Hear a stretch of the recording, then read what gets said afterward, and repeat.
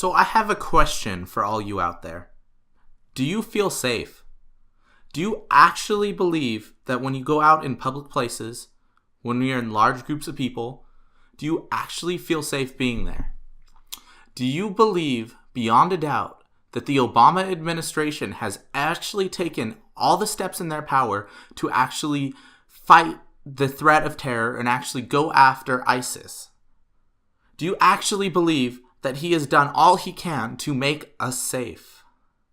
Now, if you answered yes to that, you're in the minority of Americans. For the first time since 9/11, Americans feel less safe now than they did in the days following the terrorist attack that happened on September 11th, 2001. A day that killed more people than Pearl Harbor.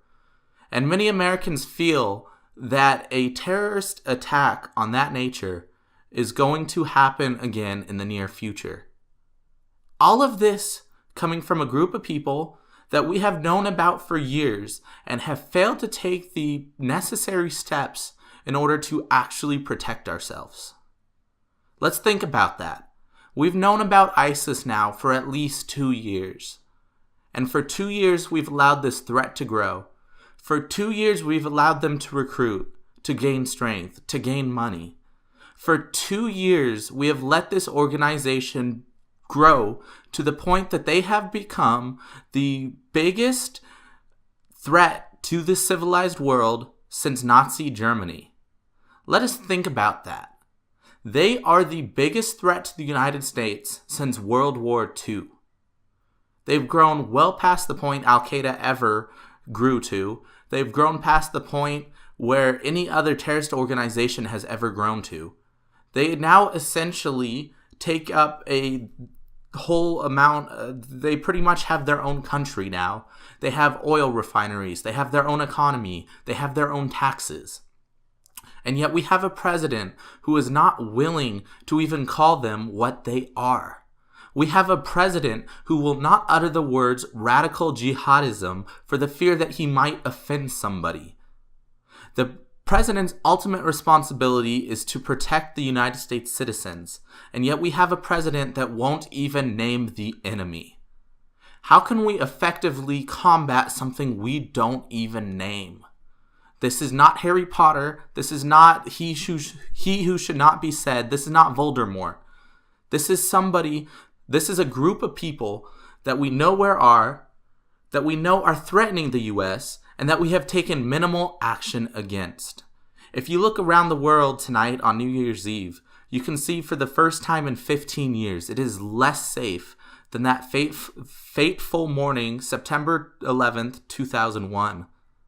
It is less safe now than we were 15 years ago. Think about that.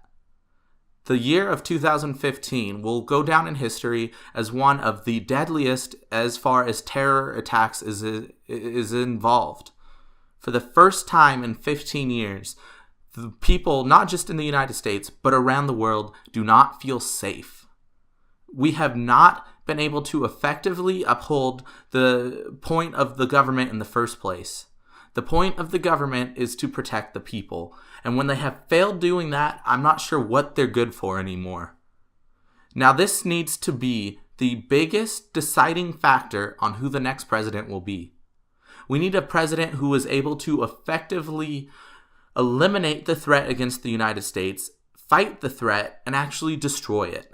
We cannot continue like this. We cannot continue to allow ISIS to grow. And we cannot have a president who is not willing to name the enemy. Let's just stop and think about the candidates. Do you really believe Hillary Clinton is going to be the best person to fight ISIS? Do you really believe the woman behind Benghazi is qualified to fight terror? No, I didn't think so. Let's look at Bernie Sanders. According to Bernie Sanders, the biggest threat to the United States is global warming. Let's get his head out of his ass, and then maybe he could be a real candidate. Until then, I'm not even going to consider that statement. Let's look at the Republican Party. It's not a lot better. We have Chris Christie, who believes the answer is increased surveillance on Americans because apparently the 70,000 people in Syria aren't enough for him to go after right now. We have people like Jeb Bush who have said that they don't think Obama has done that bad of a job. Yeah, yet this threat continues to grow. We have people who are not willing to take the fight to ISIS, and yet they seem surprised when Americans, for the first time in 15 years, don't feel safe. Think about all we have now that we didn't have in 2001. Think of all the tools we have and all the knowledge we have. And yet we cannot fight against this threat for some reason. Why is beyond me? And I think it's beyond a lot of Americans. And I believe it is the greatest reason that Donald Trump has gathered so much support. He finally makes the U.S. look strong again. Why did Ronald Reagan win with such incredible numbers during the 1984 election? He made the American people believe in America again. He made them feel like America was the great superpower it actually was. Donald Trump is doing the same.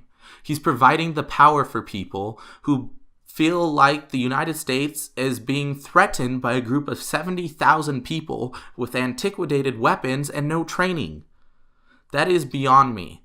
We are the largest military force this world has ever seen. And we're going to let this group of people who have no training, who have antiquated weapons, who are driving around in the middle of the desert in 30-year-old cars, threaten the entire world. Obviously, something needs to be done, and it's going to come down to who wins this next election as to whether or not the world continues to linger in this presence of terror, or whether or not we're finally able to claim back our country from its grasp by terror.